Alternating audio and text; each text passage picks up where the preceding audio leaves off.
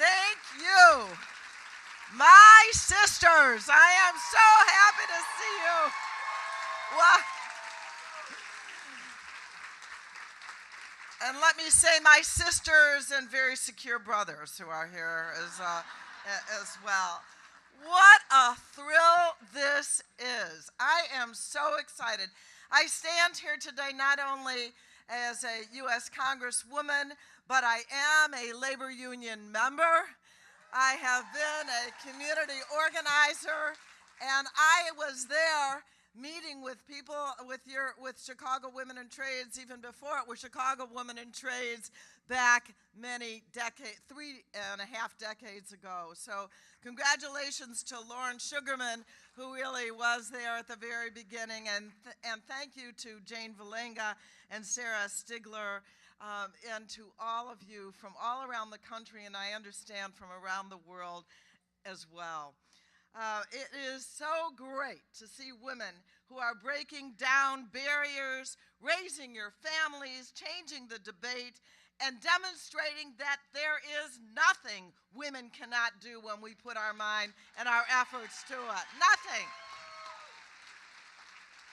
And by the way, I just want to say about that woman card, we should be producing proudly our own women cards because we are the majority and we proudly hold up a woman card.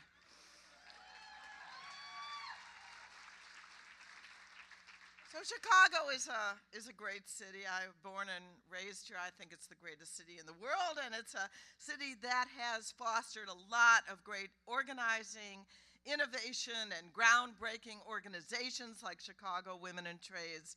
Let me start by again thanking all of you. I mentioned Chicago Women in Trades got its start in 1978 when women came together. And in keeping with the group's motto, this conference motto, sisterhood and solidarity in action, women in the construction trades have each other's backs, help each other out, and it began with volunteers, finally moved to paid staff in 1984, and has gotten bigger and bigger every year. This is quite amazing. 1,400 women strong, representing a lot of other women who are out there who couldn't come today. You know, the impetus for Chicago Women in Trade was the issuance of affirmative action guidelines and an executive order that set a goal of increasing women's participation to 6.9% of work hours on federal contracts, on federal contractor sites, and not the last time that a president has used executive order authority to improve the lives of working women and men. As we've seen now with President Obama's executive order to raise federal contractor minimum wage and to provide sick leave, and now the new overtime pay rule that has come out. So we thank President Barack Obama for using his executive power. But I want to point out, too, that it's important to note that this 1978 executive order came out because of a lawsuit brought by the National Women's Law Center, which saw that women were being denied access to construction jobs that paid higher wages and provided better benefits than the traditional women's occupations, and another example of women looking out for other women.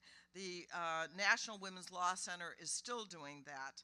And we have made so much progress since then, thanks to many of you in this room. But I want to say that nearly 40 years later, we are still far from meeting that 6.9% guideline. The most recent numbers show that although women account for 47% of all workers, you are less than 3% of workers in the construction industry. I just love that picture of women walking out from their secretarial desk and marching onward to put on those hard hats. Beautiful, beautiful, what a beautiful thing. And of the 206,000 women workers in construction and extraction industries, 74% are white, 14.6 are Latinas, 6.7% African American women, 2.8% Asian and Pacific Islanders, and 2.1% Native American women. So we need to continue to work toward the diversity that all of you seek. And the diversity that we're seeing in this room today. What a beautiful sight all of you are. So why would women want to work construction? Well, apart from being really good at it and liking to build things and liking to be a hard-headed woman, here is a really good answer: higher wages. Last month, April 12th, we marked Equal Pay Day. That's the day that most women have to work after December 31st, when men have made their wages. To catch up to the men, they have to work until April 12th to get equal pay, because women make only 78 cents on the dollar compared to men on average. And over the course of a 40-year career, that gap equals $464,314 in lost wages. A gap that translates into lower social security and pension benefits, and that has effects throughout retirement. But in the construction industry, not only are wages higher, but discrimination is actually lower.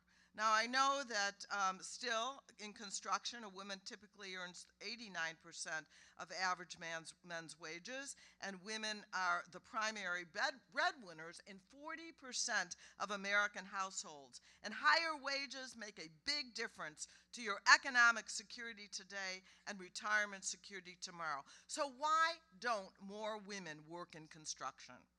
A tradeswoman survey released by the Institute for Women's Policy Research gives one hint. Of the hundreds of women surveyed, only one learned about trades as a career through a high school guidance counselor, and only two through a counselor at an American Job Center. Uh-oh, 1 minute, okay. Few knew of the apprenticeship possibilities. And another reason: many women still feel isolation on the job. When asked if she worked with other women, one respondent said, quote, "If you mean another electrician, there's never another woman. I am joined by other women when the cleaning brigade arrives."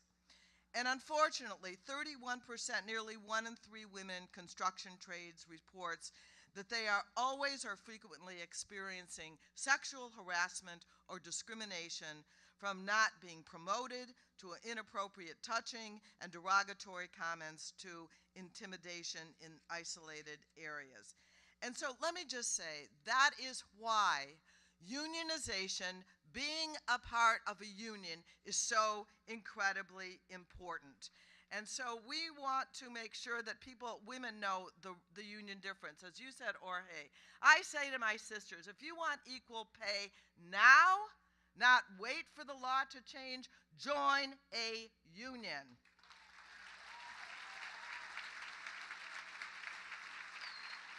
Union women, full-time women workers, earn 31% more a week than non-union women. 94% of union workers have retirement benefits. 85% of union workers have paid sick leave, and on and on and on. Children of union members earn more, 27.5% more for children who don't go to college, and 11% more for those who do. Union workers are organized to fight for safer work sites and fair treatment on the job. So we have a long way to go, my sisters, but we are so powerful. Let us use our woman card, our worker card, our trade woman card, and fight for the equality that we deserve. You thrill my heart. Thank you, my sisters. I love you so much. Thank you.